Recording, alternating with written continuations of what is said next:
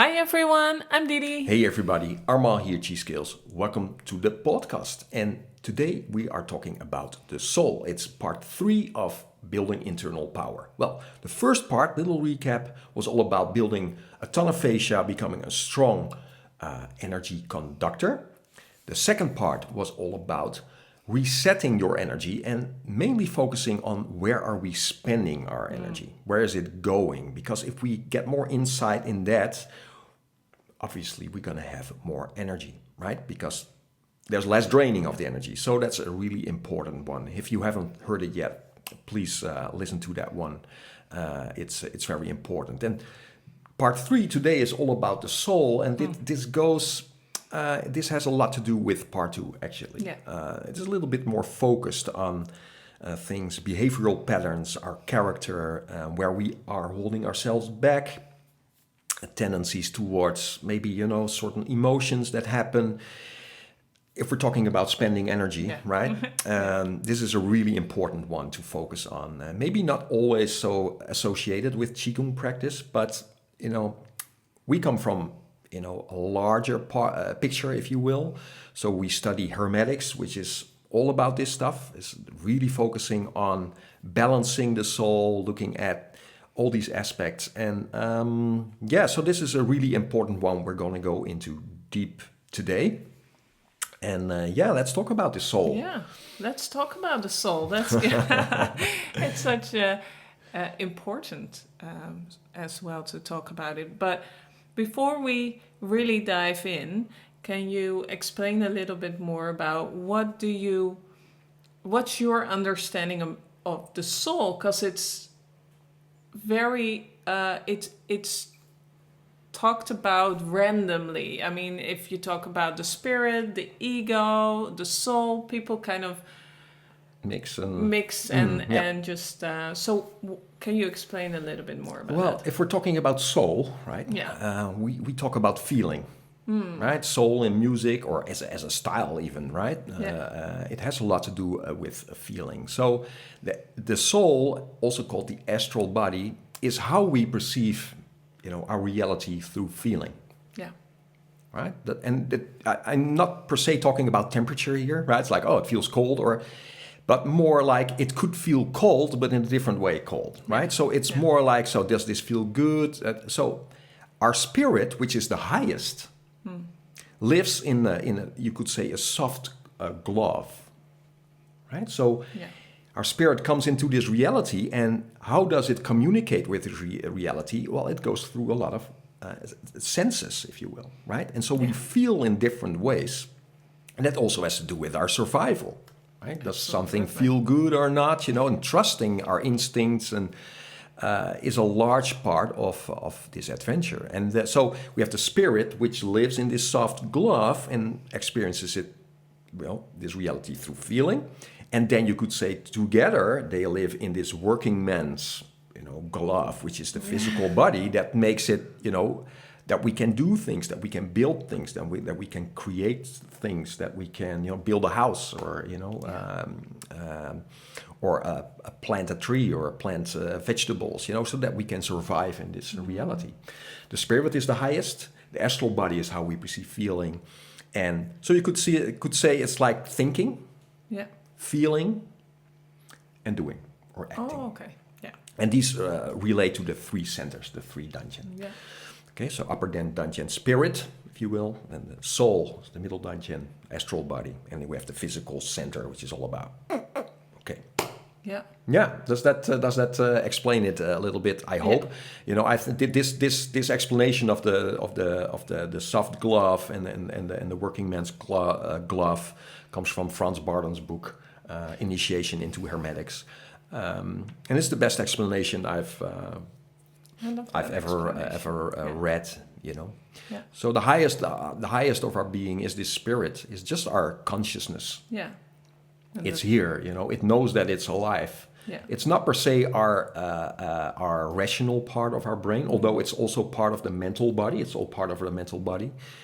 But the spirit is more the observer, who's just aware that it's alive. And so the soul, if we're talking about the soul, which is this you could say this tool for the spirit, throughout our lives, we have all these experiences. Already when we're in the womb, right? Yeah. We experience. And all these experiences are sort of stored on a hard drive, if you will. They are stored in the soul. Yeah. And so good experiences are stored there. Bad experiences are stored there as well. Well, what happens if we have bad experiences? Let's start there. Is that, a part of you will be, if we have had a bad experience with something, will prevent us going to that thing again. It will be like, I'm not going to touch that anymore. I'm not going to do that. And a lot of this is not only your own experiences. There's also a lot of conditioning happening. Collective. A collective. A collective memory or a collective thing that you grow up in. So conditioning is like, but this is how I am, and I don't do this, but I do that. So for a lot of people, this gives a lot of restrictions in their life, but also a sense of safety and security for them. Absolutely. So it's a sort of a double-edged thing. Yeah, it's not something you want to kind of get rid of. No, not at all. No. It's just to be very aware of it. Absolutely. And why you do things. Because, I think even from generations back, we carry it on. We inherit things. Inherit right? things, yeah. And then, exactly what you said. Like, it's stored in you, and you need to become aware while we do stuff. Absolutely. While we react in a certain way, and it's not a good or bad thing. It's just these are fine lines often, right? So, but what happens? Of course, you grow up and you sort of build a character. Yeah. And this character has behavioral patterns. It has strengths, obviously, but it also creates weaknesses.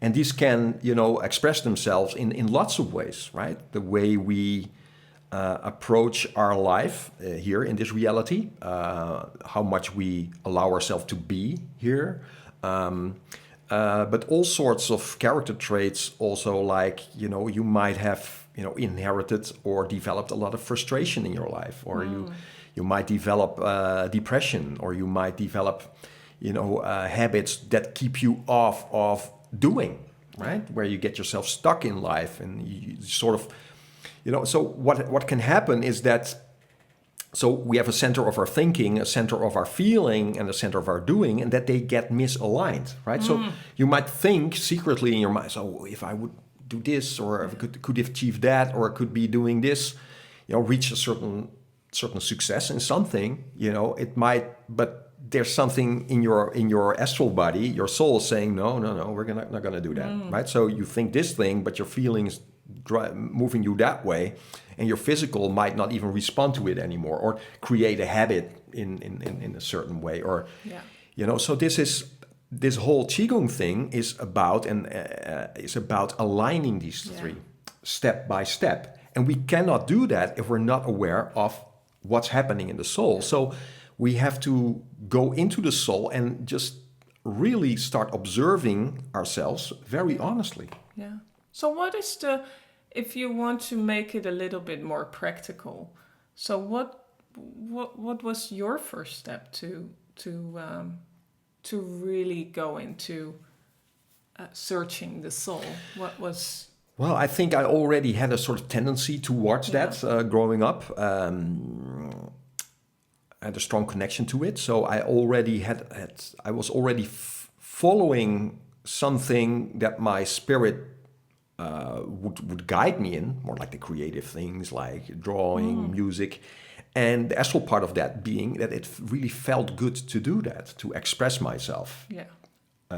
And also, my soul really likes to listen to music. From very young age, I was very aware of that, and that's one of the things I thank my parents for, and not only my parents, but also my grandfather. I grew up in a household with lots of music. Yeah. So there was something that felt good about expression, feeling, and so I had a strong connection to that. But obviously, I'm human as well. So being alive. So I grow up, and there's all sorts of stuff happening. So it might it might be that you feel that you're drawn to a certain direction, but then you grow up in a community that might say to you is like, don't do that. No, we don't do that. Right? Not my parents. No, not my parents. But might be teachers in school, or your surroundings would keep you off of a path like that because they say, oh, there's no money in that. It's not safe. You need the security. Blah blah blah. All this stuff. Well, that obviously gets into your soul as well. But it starts an internal struggle because you're young, you're influential, right? And so.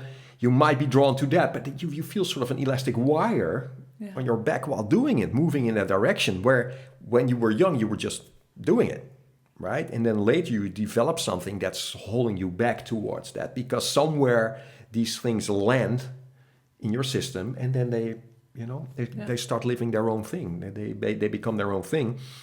So it has to become pretty bad. There was a long detour to get here. It for a lot of people, including myself, it has to become pretty bad to say, okay, I have to really go inside now and see where I am holding myself back now. Because you cannot blame your surrounding for that, right? I mean, these people, that's the result of who they are and how they conditioning. Yeah, they might even mean well, from it's like, no, I want to protect you, right? Like I'm protecting myself. I live a very safe life, so I want you to have a safe life as well. And make money and get a pension and make sure you're healthy and blah. These foundational things. But how about the soul? How about, does it feel good? And that's something that, and this is also a little bit of a side thing, but I think important, that I was really feeling, my soul picked up on this with a lot of adults I would meet as a kid. I was like, there's something off, There's something off. You're saying this, but the feeling I have coming from you is that you're not happy. Right? There's something, and that's not like happy, but more like, is your life? Do you live a fulfilled life? Are you on your? Is this higher thing working through you? Right? I could just sense that. Yeah.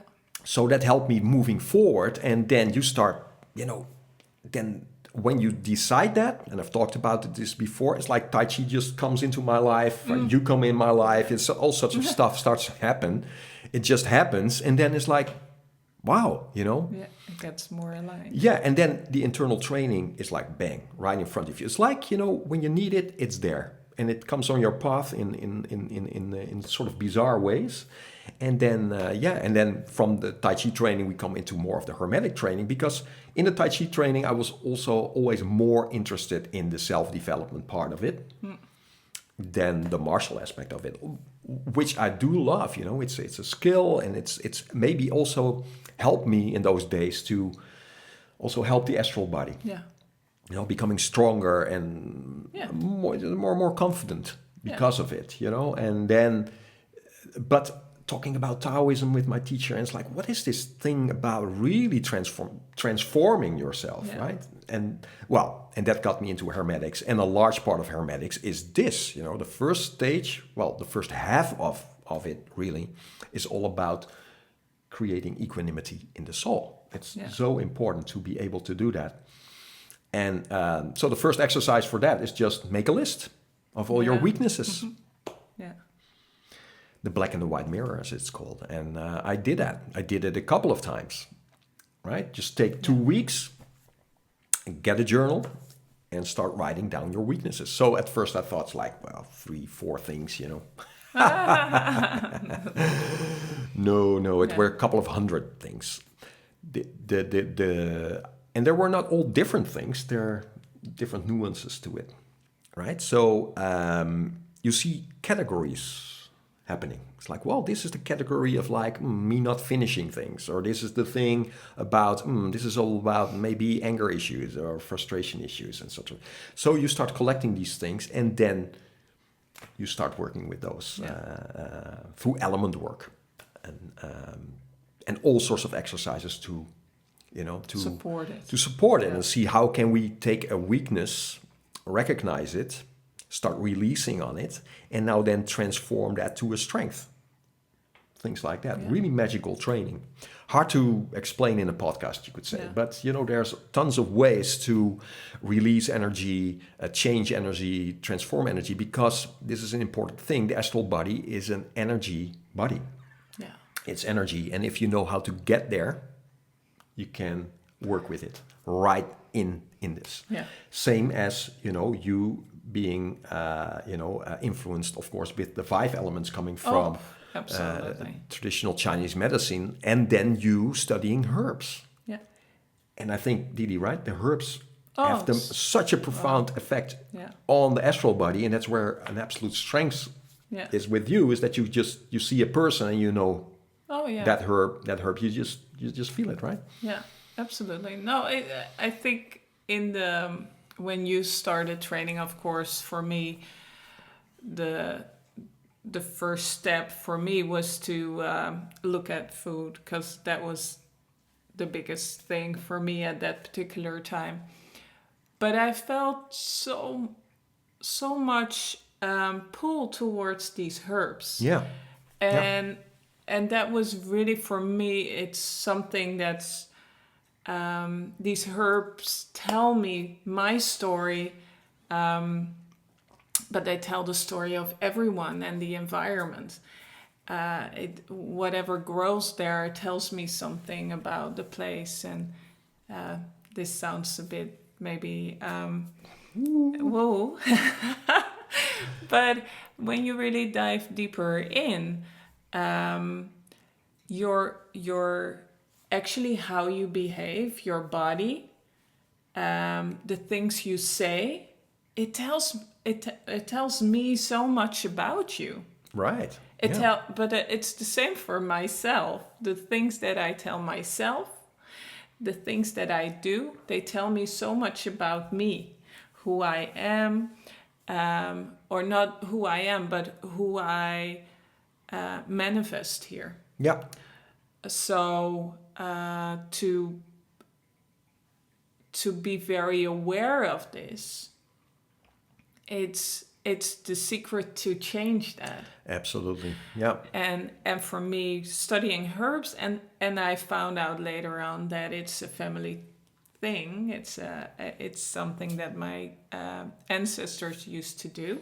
Yeah, it's in the family. Herbalist. Yeah. So I never knew beforehand. Just knew from my grandfather, who was always talking about it, and but I never knew that it was something that runs through the family until I was studying it. And, and my father's cousin came to visit and told me. Yeah. And then I felt this really big connection towards it, and studying Qigong and the energy work, I really felt a connection. And, absolutely.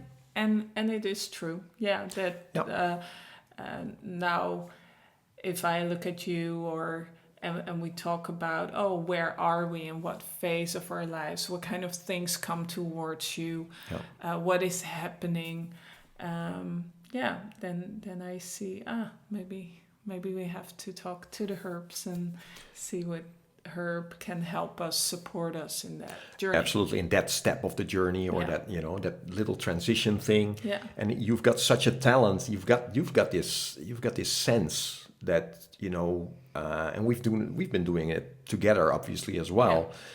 Is that you just feel it's like, okay, this thing is in the astral body that needs change. And that's also a thing that I want to, because you're also really into the food thing, which is really foundational for everything. Absolutely. And very very important, because this is also about health. This is all about the solid foundation. But I think for you and me both, we really start shining when we're talking about the astral stuff, when we're going there. Because that's I'm not here to say, okay, the health is super important. The right? physical body, the physical health Absolutely. is. I mean, it's come on, it's the foundation.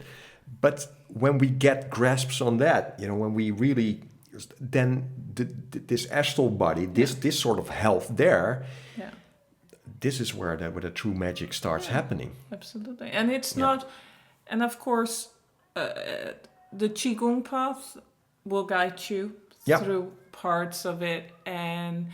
But we have been exploring so much more in that direction because once you're exploring yourself, and there are books coming on your way, people on Yeah. your way. Um, um, you pick up on things. It was what you said, like, oh, when I started getting into this, we met each other.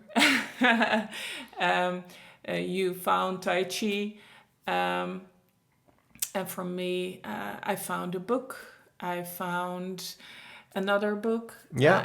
I met someone who did the 5 elements food, and then I met someone else who brought Yeah. me to someone else, and I It went just to starts school. happening, right? Yeah. And then I was still working in an office, but then there came a position available with working with just coaches, Yeah. which was Yeah. amazing Yeah. because now I had another platform to learn so much about this aspect, and Yeah. I could see how people behaved and how this came in their realization in working in the office, which is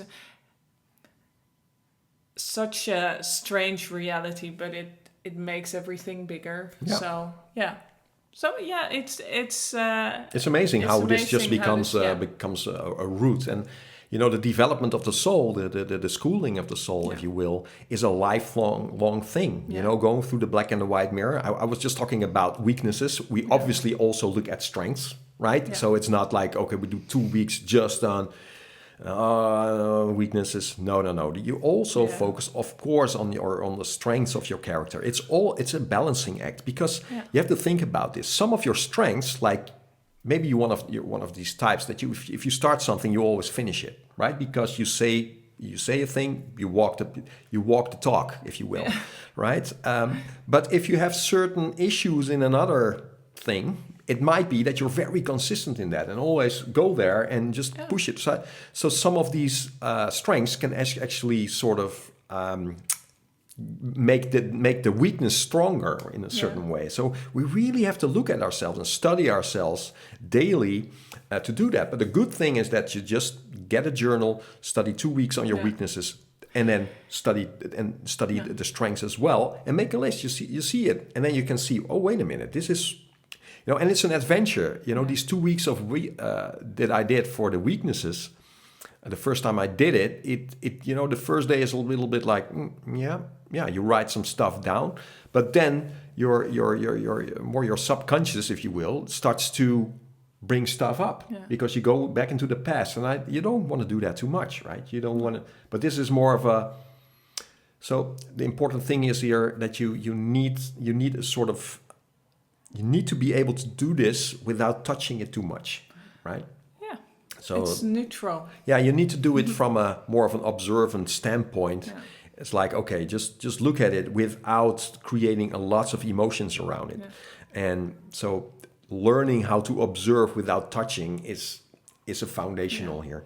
What I found really helpful about creating that distance was when we did the inner child work, because we always take these aspects from all the different tools that we have around us. We study so many things, Yeah, but one of the things, if you take a picture of yourself and you kind of put yourself as almost a different entity, and you start describing this person that you see, it's still about you, but it's also a bit more neutral.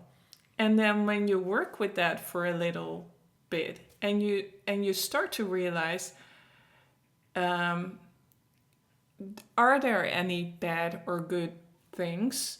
It's that also becomes more neutral. Yeah. And and by knowing it, it also, if you've developed some patterns, or we all have trauma, it brought you where you are today. Yeah. So it's but when you know, the first step is awareness. When you know,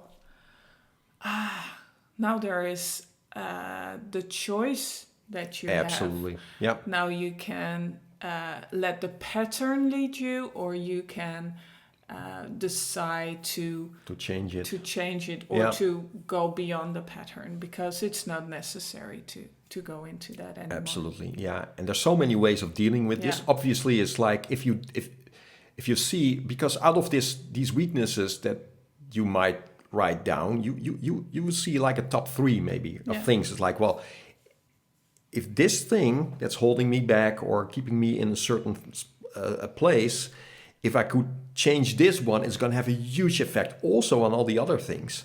So you will see which ones are the most important to work on. And then you start releasing around it, you start working on it, but you also start seeing, so what's the opposite of it, Yeah. right? And you want to also bring that into your daily life. It's like, okay, so I see this part of me, but now I want to change it to a strength, right? Let's change it to something that's working for me. Yeah, there's so many ways to go about it. Like affirmations, for instance, is a really, Powerful. really Super empowered. The powerful. stuff we tell ourselves. Yeah.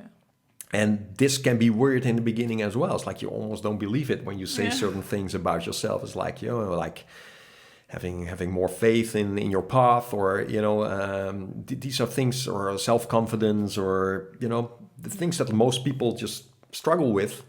If you start telling yourself different things, we're going to have a huge effect on the astral body. There's so much more to say about this topic. So I think I think the We've next one only will be just about this begun, as well. Yeah. So, but hopefully you get a little bit of an introduction Yeah. now about what is the soul, and we go a little bit deeper in how to work with it in the next one. Great. Yeah. Well, thank you for watching and Absolutely. listening, and hope to see you next time. Yeah. Bye. Bye.